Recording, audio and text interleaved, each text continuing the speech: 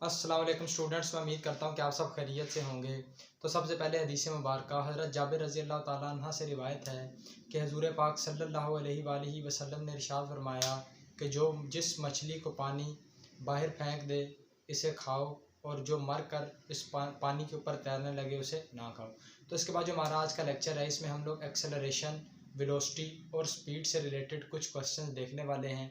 यानी कि कुछ ऐसे क्वेश्चन जिनके अंदर छोटी मोटी गलती करने की भी गुंजाइश नहीं। अगर छोटी मोटी गलती करेंगे तो वो सवाल आपका ऑटोमेटिक गलत हो जाएगा, और ये अक्सर अक्सर क्या बहुत ज़्यादा क्वेश्चन में पूछे जाते हैं पेपर्स के अंदर। ये हमारे पास सबसे पहला है, वो कहता है body moving with uniform speed what is is velocity भी यूनिफॉर्म। कहता है अगर हमारे पास किसी बॉडी की जो स्पीड है वो यूनिफॉर्म है तो उसकी वेलोसिटी हमारे पास क्या वेलोसिटी भी यूनिफॉर्म होगी। अब आप सबसे पहले ये चीज़ आपने देखनी है कि आपके पास वेलोसिटी डिपेंड किस पे करती है, यानी कि वेलोसिटी क्या चेंज करने से वेलोसिटी के अंदर चेंज आता है। अब आप लोगों को पता है कि वेलोसिटी हमारे पास 3 फैक्टर पे डिपेंड करती है, यानी कि उन तीनों के चेंज होने से वेलोसिटी भी चेंज होगी। यानी कि magnitude, direction, both magnitude and direction. अगर आप लोगों के पास डायरेक्शन चेंज होती है तो वेलोसिटी चेंज, मैग्नीट्यूड चेंज होता है तो वेलोसिटी चेंज, अगर दोनों चेंज होते हैं तो फिर भी वेलोसिटी क्या होगी, चेंज होगी। अब वो कहता है कि हमारे पास क्या है, यूनिफॉर्म स्पीड है। अब जो यूनिफॉर्म स्पीड से क्या मुराद है, जैसे ही आपके पास यूनिफॉर्म स्पीड आया तो आपको क्या पता चल गया कि यहाँ पे जो मैग्नीट्यूड है वो आप लोगों के पास क्या है, वो आप लोगों के पास कांस्टेंट है। यानी कि मैग्नीट्यूड के अंदर आप लोगों के पास कोई चेंज वगैरह नहीं आ रहा। अब यहाँ पे जो आपके पास वेलोसिटी होगी ना, जाहिर बात है डायरेक्शन जो है वो यहाँ पे आप लोगों के पास क्या है, चेंजिंग है। अब डायरेक्शन क्या हो रही है आप लोगों के पास, डायरेक्शन के अंदर क्या आ रहा है, चेंज आ रहा है, अगरचे मैग्नीट्यूड कांस्टेंट है। अब यहाँ पे आपके पास जो वेलोसिटी हो सकती है, आप लोगों के पास वेलोसिटी कांस्टेंट भी हो सकती है और आप लोगों के पास वेलोसिटी वेरिएबल भी हो सकती है या चेंजिंग भी हो सकती है। अब उसकी कंडीशन क्या है कि वेलोसिटी कांस्टेंट कब होगी और वेलोसिटी वेरिएबल कब होगी, उसको देखते हैं। अब मिसाल के तौर पे अगर आप लोगों के पास, आप लोग किसी स्ट्रेट लाइन पे मूव कर रहे हो, ठीक है, स्ट्रेट लाइन पे मूव कर रहे हो तो आप लोगों के पास क्या है, यूनिफॉर्म स्पीड है। तो जब आप लोग स्ट्रेट लाइन पे मूव करोगे तो डायरेक्शन के अंदर क्या होगा, नो चेंज, डायरेक्शन के अंदर कोई चेंज नहीं आएगा। तो इस केस में जो आप लोगों को वेलोसिटी मिल जाएगी वो क्या हो जाएगी आपके पास, कांस्टेंट या यूनिफॉर्म। क्लियर हो गया, सवाल का पहला हिस्सा हल हो गया। दूसरा, अगर आप लोग क्या कर रहे हो, किसी सर्कुलर पाथ पे मूव कर रहे हो, क्या कर रहे हो, किसी सर्कुलर पाथ के ऊपर क्या कर रहे हो, मूव कर रहे हो। जब आप लोग इस सर्कुलर पाथ पे मूव करते हो तो आपको पता है डायरेक्शन ऑफ मोशन जो है वो हर लम्हे पे क्या होता है, चेंज होता है। यानी कि मूव करने वाली बॉडी की क्या होगी, जो डायरेक्शन होगी वो हर पॉइंट पे क्या होगी, चेंज होगी। अगर जो यहाँ पे क्या आपके पास हो, यूनिफॉर्म स्पीड हो, लेकिन क्या होगा, डायरेक्शन ऑफ मोशन चेंज होने की वजह से जो आप लोगों को वेलोसिटी मिलेगी वो आप लोगों को क्या मिल जाएगी, वेरिएबल या चेंजिंग। वेरिएबल और यहाँ पे वेलोसिटी कांस्टेंट या यूनिफॉर्म। मुझे उम्मीद है पहला पार्ट समझ आ गया होगा, क्लियर है। अब नेक्स्ट पार्ट में कहता है body is moving with uniform velocity what will be it's acceleration. अब आपको पता है कि वेलोसिटी के यूनिफॉर्म होने से क्या मुराद है कि चेंज इन वेलोसिटी जो है, चेंज इन वेलोसिटी जो है वो आप लोगों के पास क्या है, जीरो है।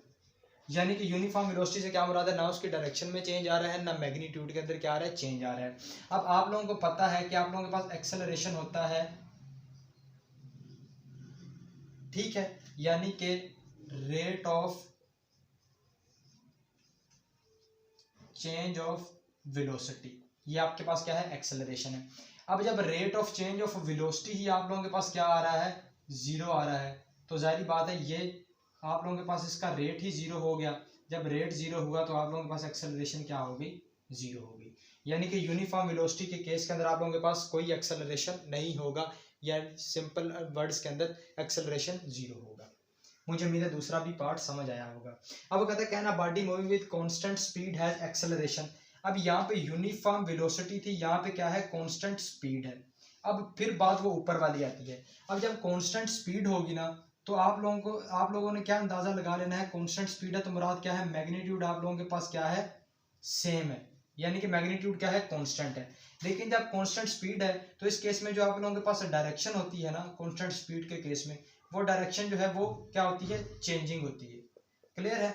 अब क्या होगा जब आप लोगों के पास डायरेक्शन जो है वो चेंजिंग होगी तो आप लोगों के पास क्या है, जाहिर बात है वेलोसिटी भी आप लोगों के पास क्या होगी, वेरिएबल वेलोसिटी भी मिल सकती है या कांस्टेंट वेलोसिटी भी मिल सकती है। इसीलिए जब चेंजिंग डायरेक्शन है तो आप लोगों के पास यानी कि रेट ऑफ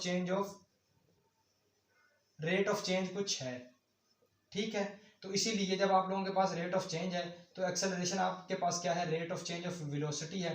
तो जाहिर बात है रेट ऑफ चेंज की कुछ ना कुछ वैल्यू आप लोगों के पास है, तो इसलिए इस केस में क्या होगा, आप लोगों के पास एक्सेलरेशन एग्जिस्ट करेगा या एक्सेलरेशन इस केस में पाया जाएगा। कि आपने यही याद रखना है कि जब कांस्टेंट स्पीड होगी तब एक्सेलरेशन होगा, जब यूनिफॉर्म वेलोसिटी होगी तब आप लोगों के पास क्या होगा, एक्सेलरेशन जीरो होगा। मुझे उम्मीद है ये भी क्लियर हो गया होगा।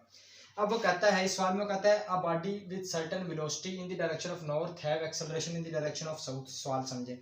वो कहता है कि हमारे पास एक गाड़ी है या एक बॉडी है, वो नॉर्थ की तरफ मूव कर रही है, तो क्या उसका जो एक्सेलरेशन है वो ईस्ट की तरफ हो सकता है, नॉर्थ साउथ कर ले कि नॉर्थ की तरफ मूव कर रही है कि उसका एक्सेलरेशन साउथ की तरफ हो सकता है। तो इसका आंसर है यस, उसका जो एक्सेलरेशन है वो साउथ की तरफ हो सकता है। किस तरह, अब आपको ये गाड़ी की मिसाल से समझा देते हैं। वो कहते हैं मिसाल के तौर पे आप लोगों के पास ये कार है, ये क्या कर रही है, इस तरफ मान ले वेस्ट है, वो क्या कर रही है, वेस्ट की जानिब क्या कर रही है, उस अपना मोशन कर रही है, यानी कि उसकी वेलोसिटी क्या है, वो वेस्ट की जानिब है। अब आप लोग क्या करें, और इसके ऑपोजिट जानिब क्या है, नॉर्थ है, ठीक है। इन दी डायरेक्शन इस तरफ नॉर्थ कर लें कि उधर मैंने नॉर्थ लिखा है कि उस तरफ वो गाड़ी मूव कर रही है ताकि कंफ्यूजन ना हो, और इस तरफ क्या कर लें, वेस्ट कर लें, साउथ कर लें, सॉरी इस तरफ क्या कर लें, साउथ कर लें। तो कहता है वो नॉर्थ की तरफ तो जा रही है, यानी उसका डायरेक्शन ऑफ मोशन क्या है, नॉर्थ की तरफ है, क्या उसका एक्सेलरेशन साउथ की तरफ हो सकता है, मैंने बोला यस। अब वो यस किस तरह है, आपने याद रखना है कि जैसे ही आप लोग क्या करोगे, इस पे ब्रेक अप्लाई करोगे, आप इस पे क्या करोगे, ब्रेक अप्लाई करोगे, तो जाहिर बात है इसका वो जो कार क्या करेगी, रुकना शुरू करेगी। जैसे ही कार रुकना शुरू करेगी तो उसका क्या डायरेक्शन ऑफ मोशन क्या हो जाएगा, या उसकी वेलोसिटी क्या हो जाएगी, ऑपोजिट हो जाएगी, यानी कि रिवर्स हो जाएगी। जैसे उसकी वेलोसिटी रिवर्स होगी तो उसका जो एक्सेलरेशन होगा वो आप लोगों के पास क्या हो जाएगा, वेस्ट की जानिब हो जाएगा। तो इस केस में हम लोग इसको क्या बोलते हैं, इस केस में हम जो एक्सेलरेशन कहलाएगा वो हमारे पास डीसेलरेशन कहलाएगा या रिटार्डेशन कहलाएगा। यानी कि एक्सेलरेशन हमारे पास किस तरफ आ गया, ऑपोजिट साइड की तरफ आ गया, ब्रेक अप्लाई करने की वजह से।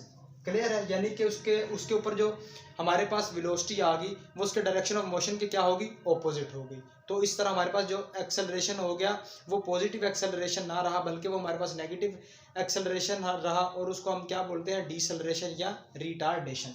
तो ये थे हमारे पास कुछ 4 सवाल जो अक्सर पूछे जाते हैं, इनको आपने माइंड में रखना है। मुझे उम्मीद है समझ आ गई होगी।